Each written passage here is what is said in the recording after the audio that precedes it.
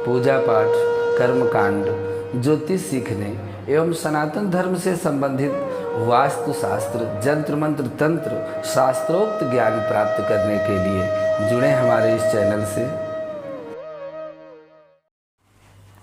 नमस्कार मित्रों, स्वागत है आपका हमारे इस ज्योतिष शिक्षा के कार्यक्रम में, जिस पर आप अपनी जानकारी के लिए अनुभूत प्रयोगों का अध्ययन कर रहे हैं।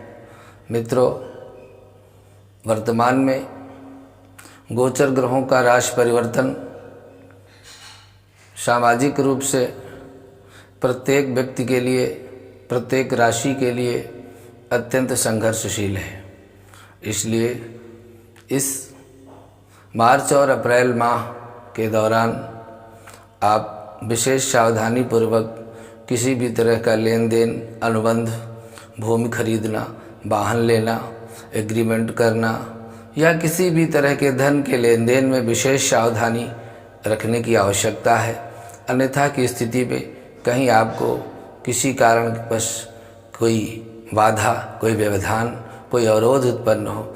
इसलिए जहाँ तक हो सके इन सब कार्यों को अप्रैल माह के बाद ही करें, ये हमारा विशेष आग्रह है। और आज इस आने वाले नवरात्रि पर्व के विषय में आपके लिए एक विशेष जानकारी लेके आए हैं।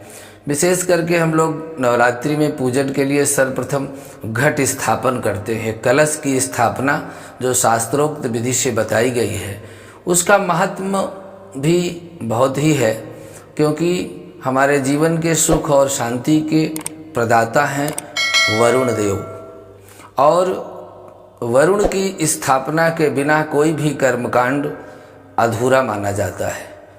इसलिए एक मिट्टी के, तांबे के, पीतल के या किसी भी कलश में जल भर के और कलश स्थापित करते हैं। वही विधि हम आज आपको, वैसे तो कर्मकांड का इतना विस्तार है कि जितने भी विस्तार से किया जाए वो कम है, पर आपकी जानकारी के लिए जो वैदिक रूप से सूक्ष्मतम विधि है उसको हम बताने का प्रयास कर रहे हैं। एक कलश में रोली से स्वास्तिक का चिन्ह बनाया जाता है और उसके गले में 3 बार लपेट करके कलावा बांधा जाता है। कलश को एक ओर रख लिया जाता है और स्थापित की जाने वाली भूमि अथवा पाटे पर कुमकुम या रोली से एक अष्टदल कमल भूमि में बनाया जाता है।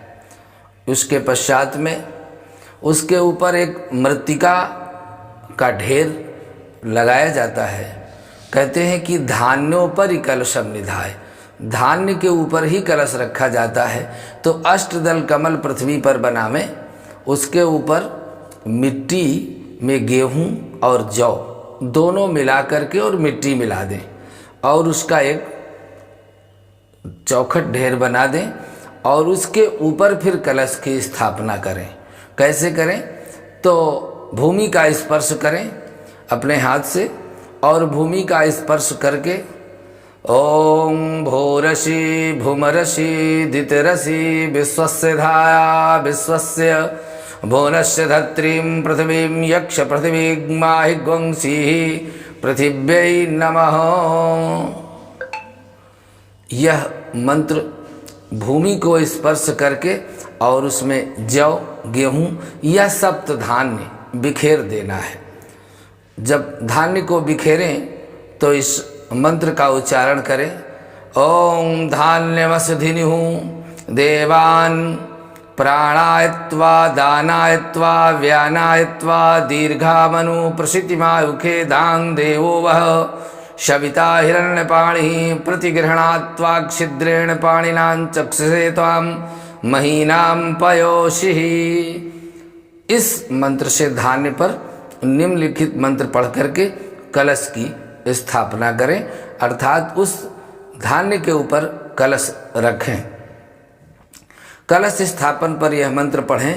ओम आजिघ्र कलशम मह्यत्वां विसंतिन्दद्रवः पुनरुर्जानिहि वर्तस्वानः सहस्रं चक्षुश्रुधारा पयस्वती पुनर्मा विस्तांद्रैः। इस तरह से मंत्र पढ़ के उस कलश को वहाँ पर स्थापित कर दें और इसके बाद उसमें एक जल की धारा ऊपर तक कंठ तक भरना है। मंत्र पढ़ना है, ओं वरुणस्योस्तंभनमसि वरुणस्कंभ सर्जनिस्थो वरुणस्य सर्जनिस्थो वरुणस्सरितसदन्यसि वरुणस्सरितसदनमसि वरुणस्सरितसदनमासीत्। जल ऊपर तक भर देना है। गंगा जल भी उसमें आप भर सकते हैं।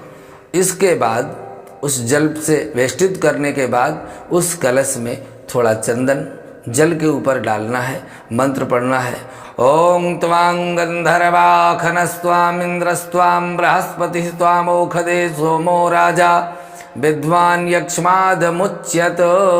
ऐसा कहकर थोड़ा रोली या चंदन उसमें डाल देना है। इसके उपरांत में सर्व औषधि के रूप में आप दुर्वा का भी प्रयोग कर सकते हैं। वैसे तो औषधियों के प्रयोग में मुरा, जटामांसी, बच, कूट, इस तरह से सोठ, ये मुरा, जटामांसी, बच, कुष्ठ, शिलाजीत, हल्दी और दारू हल्दी, सोठ, चंपक, मुस्ता, ये सर्व औषधि कहलाती हैं। मुरा, मानसी, बचा, कुष्ठम, शैलेयम, रजनीद्वयम, सठी, चंपक, मुस्ताम च सर्वौषधि गण स्मृता। ये सर्वौषधि के रूप में होती हैं। हम लोग इसमें शतावर का भी केवल प्रयोग कर सकते हैं, अर्थात अथवा हम दूर्वा भी सर्वौषधि है, हम उसको भी वहाँ डाल सकते हैं।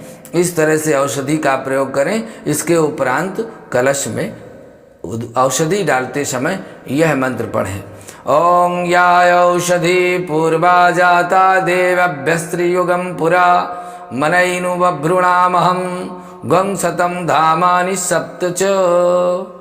इस मंत्र को पढ़ने के बाद उसमें सर्व औषधि डालें। इसके बाद दूर्वा, कलश में दूर्वा डालना है। मंत्र पढ़ें, ओं कांडाद कांडाद परोहंती परुख परुखस्पर्येवानो दूर्वे प्रतनु सहस्रेण शतेन च। दूर्वा छोड़ दें।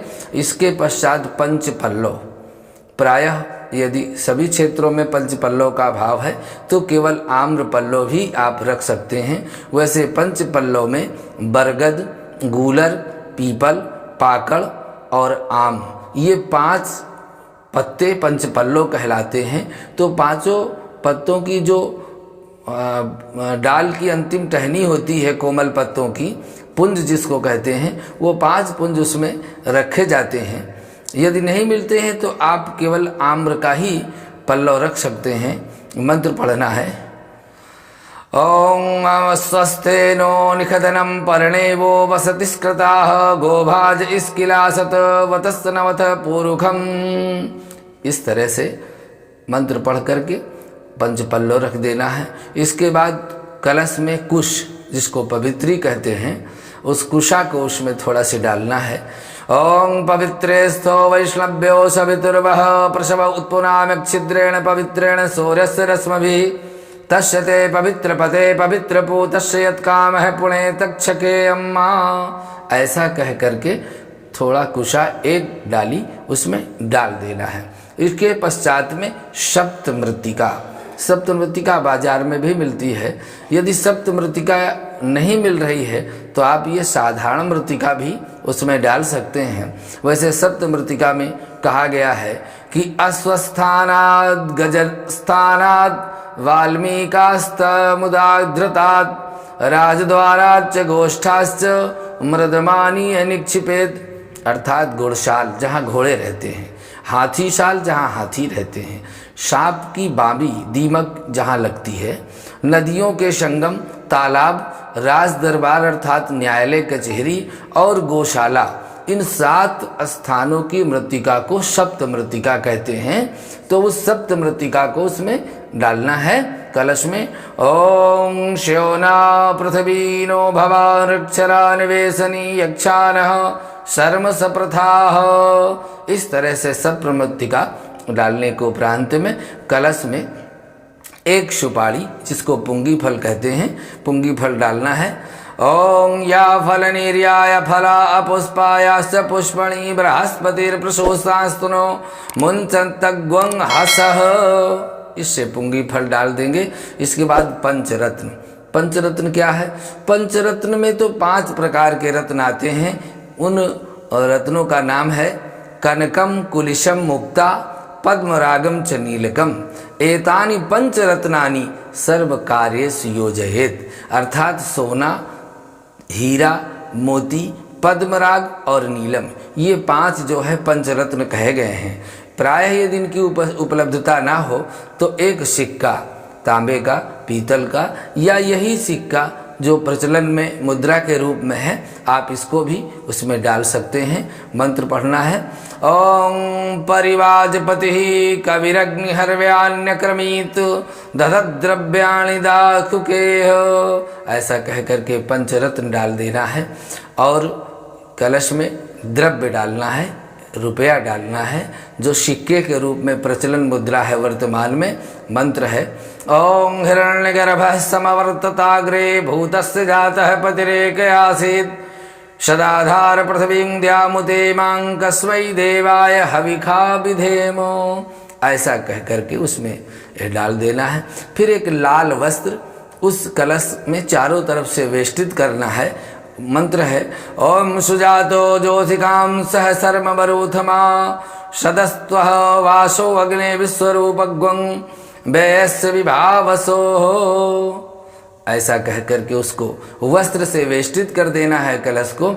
अब फिर एक पात्र में, पूर्ण पात्र में कुछ अक्षत या चावल से भरा हुआ एक पात्र कलश में पत्ते के ऊपर स्थापित करना है। ओम पूर्णादर्पि परापत सुपूर्णा पुनरापत वस्त्रेण विक्रीणावः इखमूर्जम शतक्रतो।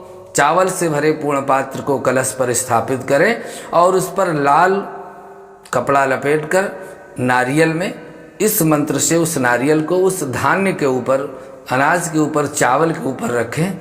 ओम या फल निर्याय फला पुष्पायास पुष्पणी बृहस्पति प्रसुस्तानो मुंचद्वग्वं हसः। ऐसा कहकर उस कलश का जो नारियल का मुख है वो आपकी तरफ होना चाहिए, ना ऊपर हो ना इधर उधर हो।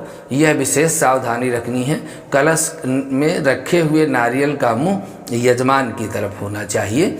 ऐसा रखने से उसकी शुभता प्राप्त होती है, उसकी ऊर्जा प्राप्त होती है और वरुण देव की कृपा प्राप्त होती है। क्योंकि प्रत्येक हमारे कार्य के साक्षी वरुण देव हैं। यदि हम संकल्प भी करते हैं तो हाथ में जल लेते हैं और जल लेकर के संकल्प करते हैं तो उस संकल्प में जो जल के रूप में वरुण देव हैं वो इस बात के साक्षी हैं कि हमने जो संकल्प लिया है उस पूजा को हम पूरा करें, और जिस देवता के लिए वो संकल्प बोला गया है उसकी पूर्णता के लिए वरुण देव उन देवताओं को भी बाध्यता से इस फल की परिपूर्णता के लिए बाध्य करते हैं। यह वरुण देव का प्रभाव है। इसलिए अब कलश में देवी देवताओं का आवाहन करना चाहिए। सबसे पहले हाथ में अक्षत ले लीजिए और पुष्प लेकर के निम्नलिखित मंत्र से वरुण देव का आवाहन करें।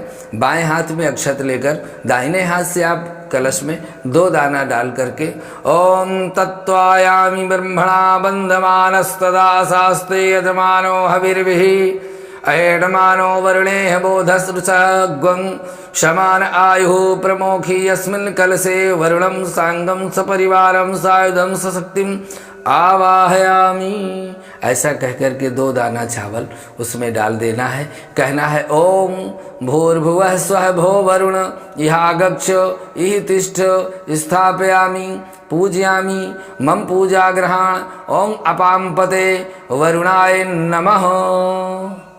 फिर हाथ में अक्षत और पुष्प लेकर के कलश में सभी जिन देवी देवताओं का आवाहन होता है उनका नाम लेकर के और आप सुने ओम कलशस्य मुखे विष्णु कंठे रुद्रः समाश्रिता मूले तस्य स्थितो ब्रह्मा मध्रे मातृगण स्मृता कुक्षौ तु सागराः सर्वे सप्तदीपा वसुंधरा ऋग्वेदोऽयजुर्वेदः सामवेदो अथर्वणः अंगैश्च सहिता सर्वे कलशं तु समाश्रिता अत्र गायत्री सावित्री शांति पुष्टिकरी तथा आयान्तु देव पूजार्थं दुरितक्षयकारकाः गंगे च जमुने चैव गोदावरी सरस्वती नर्मदे सिन्धु कावेरी जलेऽस्मिन् सन्निधिं कुरु सर्वे समुद्राः सरितस्तीर्थानि जलदानदाः आयान्तु मम शान्त्यर्थ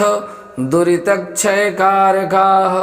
आप प्रार्थना करते हैं कि इस कलश के मुख में मुखे विष्णु, कलशस्य मुखे विष्णु और कंठे रुद्र समाश्रिता। भगवान शिव कंठ में, मूल में ब्रह्मा और मध्य में मात्र आदि गण, कुक्ष में उसके गर्भ में सागर आदि सप्तद्वीप, ऋग्वेद यजुर्वेद सामवेद, सभी नदियाँ सभी तीर्थ सब का आवाहन करके इस तरह से जलाधिपति वरुण देव वेदों तीर्थों नदों नदियों सागरों देवियों एवं देवताओं के आवाहन के बाद हाथ में पुष्प लेकर निम्नलिखित मंत्र से कलश की प्रतिष्ठा करें और हाथ से इस स्पर्श करते हुए ओम मनो ज्योतिर्जुखतम जस बृहस्पतिर्यज्ञमिमं त्वनो त्वरिष्ठं यज्ञं समिमं दधातु विश्वेदेवास इहमादयन्तामो प्रतिष्ठ अस्मिन् कलशे वरुणाद्यावाहित देवता सुप्रतिष्ठिता वरदा भवन्तु। ओम वरुणाद्यावाहित देवताभ्यै नमः। ऐसा कह करके कलश में सबका आवाहन करके अक्षत छोड़ देना चाहिए। फिर इसके उपरांत कलश के को बाहर से पूजन किया जाता है, ध्यान किया जाता है। ओम वरुणाद्याहि देवताय नमः ध्यानार्थे पुष्पम समर्पयामि। ऐसा करके ध्यान करें। फिर आसन के लिए थोड़े चावल रख करके आसनार्थे अक्षतान समर्पयामि। फिर पाद्य के लिए जल लेकर के ओम वरुणाद्याहित देवताय नमः पादयोः पाद्यम समर्पयामि। ओम वरुणाद्याहित देवताभ्यो नमः हस्तयोर अर्घम समर्पयामि। अर्घ देना है। स्थानीयं जलम वरुणाद्याहित देवताय नमः स्थानीयं जलम समर्पयामि। और जल करके फिर स्नान कराना है शुद्ध जल से, पंचामृत से, गंधोदक से, शुद्धोदक से। इस तरह से सब जगह कहते जाना है। वरुणाद्याहित देवताय नमः स्नानान्ते आचमनीयं जलम समर्पयामि। पंचामृत स्नानान्ते वरुणाहित देवताभ्ये नमः पंचामृत स्नानं समर्पयामि। गंधोदक स्नान वरुणाद्याहित देवताभ्ये नमः गंधोदक स्नानं समर्पयामि। शुद्धोदक स्नानं समर्पयामि। आचमनीयं जलम समर्पयामि। वरुणाद्याहित देवताय नमः वस्त्रोपवस्त्रे समर्पयामि। वस्त्र यज्ञोपवीत और उपवस्त्र धारण करने के उपरांत आचमनीयम जलम समर्पयामि। फिर चंदन थोड़ा से लगाना है, अक्षत अर्पित करना है, पुष्प और कलश में पुष्प माला अर्पित करते हुए सुगंधित द्रव्य नाना परिमल द्रव्य अर्पित करते हुए वरुणाहित देवताभ्यो नमः सुगंधित द्रव्यम समर्पयामि। इसके उपरांत में धूप दीप और नैवेद्य। वरुणाहित देवताय नमः दीपम दर्शयामि। हस्त प्रक्षालनम कुर्यात् नैवेद्यम निवेदयामि। वरुण देवता के निमित्त कलश के बाहर थोड़ा सा नैवेद्य रख देना है और नैवेद्य रखने के पश्चात में आचमन करना है। ओम वरुणाद्याहित देवताभ्यो नमः आचमनीयं जलम मध्ये पानीयं जलम उत्तरापोषणे मुखम प्रक्षालनार्थे हस्त प्रक्षालनार्थे जलम समर्पयामि। करोद्वर्तनम। ओम वरुणाद्याहित देवताय नमः करोद्वर्तनम। इस तरह से गंध और जल लेकर के समर्पित करे। करोद्वर्तनम। तांबूलम वरुणाद्याहित देवताभ्यो नमः तांबूलम समर्पयामि। वरुणाद्याहित देवताय नमः पुंगी फल लौंग्यादि समर्पयामि। इसके पश्चात में दक्षिणा लेकर के हाथ में ओम वरुणाहित देवताय नमः कृतायाः पूजायाः सद्गुण्यार्थे द्रव्य दक्षिणाम समर्पयामि। दक्षिणा अर्पित करे और फिर आरती करते हुए दीप प्रज्वलित करके वरुणाहित देवताय नमः आरतिक्यम समर्पयामि। ओम वरुणाद्याहित देवताय नमः मंत्र पुष्पांजलिम समर्पयामि। वरुणाद्याहित देवताय नमः प्रदक्षिणाम समर्पयामि। प्रदक्षिणा करके हाथ जोड़ करके पुष्प लेकर के बड़े भाव और श्रद्धा से कलश में ये प्रार्थना करनी है। देवदानव संवादे मध्यमाने महोदधे उत्पन्नोष्यदा कुब्भं विधृतो विष्णुस्त्व स्वयं तत्त्वये सर्वतीर्थानि देवा सर्वे त्वयि स्थिताः त्वयि तिष्ठन्ति भूतानि त्वयि प्राणा प्रतिष्ठिताः शिवः स्वयं त्वमेवासि विष्णुस्त्वं च प्रजापति आदित्या वशवो रुद्रा विश्वे देवाः सपैतृकाः त्वयि तिष्ठन्ति सर्वेऽपि यतः कामफलप्रदाः तत्प्रसादामिमां पूजां कर्तुमीहे जलोद्भव सानिध्यं कुरु मे देव प्रसन्नो भव सर्वदा। नमो नमस्ते स्फटिकप्रभाय सशेतहाराय सुमंगलाय सुपासहस्ताय जखाशनाय जलाधिनाथाय नमो नमस्ते। ओं अपांपते वरुणाय नमः। ओं वरुणाद्याहित देवताय नमः। प्रार्थना पूर्वकम नमस्कारान् समर्पयामि। फिर हाथ में जल लेकर के कृतेन अनेन पूजनेन कलशे वरुणाद्याहित विहित देवताय प्रियंतान नमः। थोड़ा से जल सामने छोड़ देना है। इस तरह से यह वरुण पूजन का जो वैदिक विधान है वो हमने सूक्ष्म रूप में आपको देने का प्रयास किया है और हमें आशा ही नहीं है, विश्वास है कि आपको यह पूजन पसंद आएगा। इस विधि से आप अपने कलश की स्थापना कर सकते हैं और इस विधि से यदि आप कलश की स्थापना करते हैं तो सभी देवी देवताओं का आवाहन होता है। इसीलिए नवरात्रि के उपरांत में जब यह कलश उठाया जाता है तो उसका जल सब पूरे घर में सब लोगों के ऊपर छिड़का जाता है, जो मनोकामनाओं को पूर्ण करता है। और जो जौ उसमें से उगते हैं उनको प्रसाद रूप में सब लोग अपने मस्तक में धारण करते हैं। सबकी इच्छाओं की पूर्ति होती है। वरुण देवता उस कर्म के साक्षी होते हैं। आज के लिए बस इतना ही। अगले भाग में पुनः आपके लिए एक दिव्य पूजन प्रयोग लेकर के उपस्थित होते हैं। नमस्कार।